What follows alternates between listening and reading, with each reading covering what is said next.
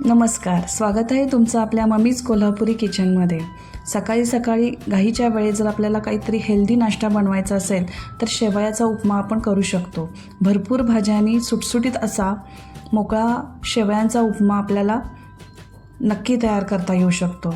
त्यासाठी मी काही टिप्स आणि ट्रिक्स सांगितलेले आहेत, त्यामुळे व्हिडिओ अगदी शेवटपर्यंत नक्की बघा। मुलांच्या टिफिनसाठी सुद्धा हा शेवयाचा उपमा तुम्ही देऊ शकता, किंवा एखाद्या वेळेस संध्याकाळी स्वयंपाक करायचा कंटाळा आला तर भरपूर भाज्या घालून केलेला हा शेवयाचा उपमा हे परिपूर्ण तुमचं जेवण होऊ शकतं।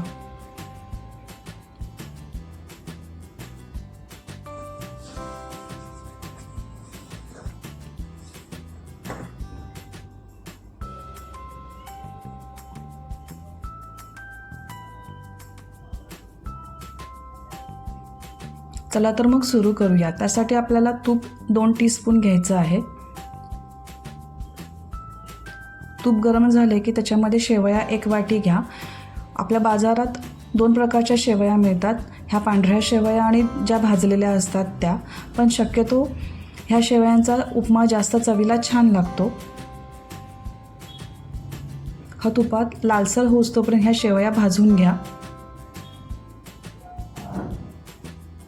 शेवया व्यवस्थित भाजल्या की उपमा अगदी सुटसुटीत होतो शेवयांचा, आणि चवीलाही छान लागतो। हे बघा, अशा लालसर शेवया भाजायच्या आहेत। शेवया जास्त व्यवस्थित भाजल्या की पाणी त्याप्रमाणे आपल्याला घ्यायचं आहे। आता त्याच कढईत तेल 2 टीस्पून घ्या। तेल गरम झाले की मोहरी पाव टीस्पून, जिरे पाव टीस्पून फोडणीला टाका।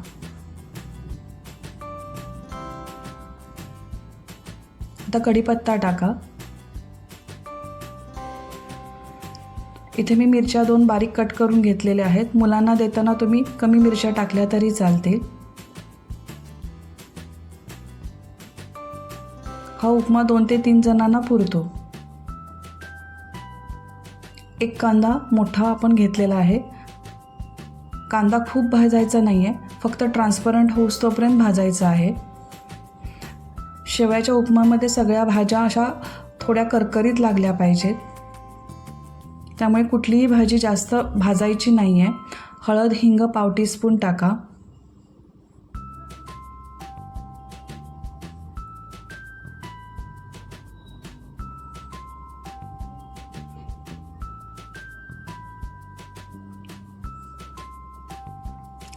एक टोमॅटो टाका।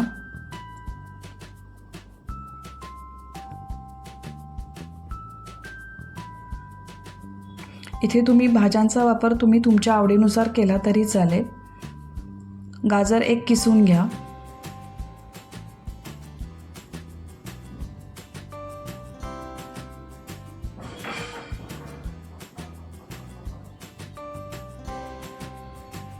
मटार पाव वाटी घ्या।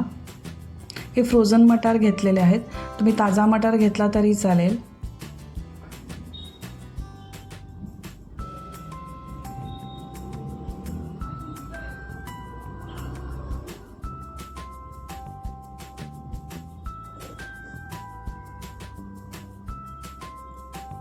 आता मीठ चवीनुसार घाला। मीठ, साखर चवीनुसार घाला, त्याच्यामुळे आणखीन भाज्या मऊ होतील।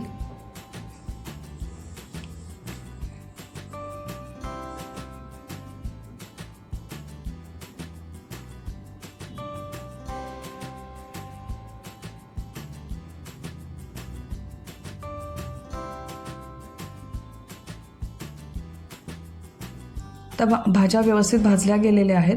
आता भाजलेल्या शेवया टाका आणि परत थोडा वेळ परतून घ्या।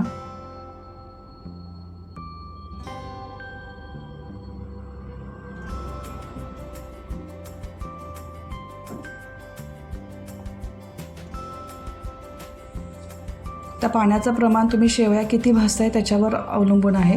शक्यतो शेवया बुडतील इतपतच पाणी टाकायचं आहे। जर तुम्हाला जास्त मऊ पाहिजे असेल तर पाणी थोडंसं एक्स्ट्रा टाका। इथे मी 1.5 ग्लास पाणी वापरलेलं आहे। गरम पाणी शक्यतो वापरा, म्हणजे शेवया छान उमलून येतील। शेवया बुडतील इतपतच पाणी वापरायचं आहे। जास्त पाणी जर वापरलं आणि शेवया तुम्ही कमी भाजल्या तर तो उपमा चिकट होतो।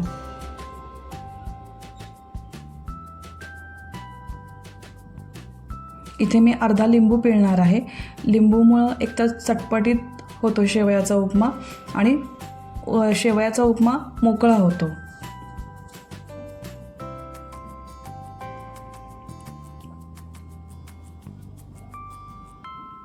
एक 5 मिनिटासाठी आपण झाकून ठेवूया, म्हणजे त्याचं पाणी व्यवस्थित आटेल. एक 5 मिनिटांनी बघूया. आपला मोकळा भरपूर भाज्यांनी भरलेला असा हा शेवयाचा उपमा तयार झालेला आहे.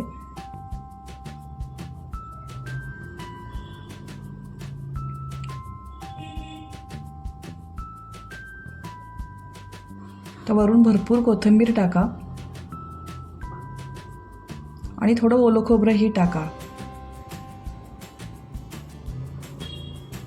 तर सगळं व्यवस्थित मिक्स करून घ्या आणि गरम गरम हा शेवयाचा उपमा तुम्ही सर्व करू शकता. असा हा भरपूर भाज्यांनी भरलेला हा शेवयाचा उपमा जर तुम्हाला आवडला असेल तर तुमच्या मित्रमैत्रिणींना नक्की शेअर करा आणि कमेंटमध्ये नक्की सांगा की हा कसा झाला आहे.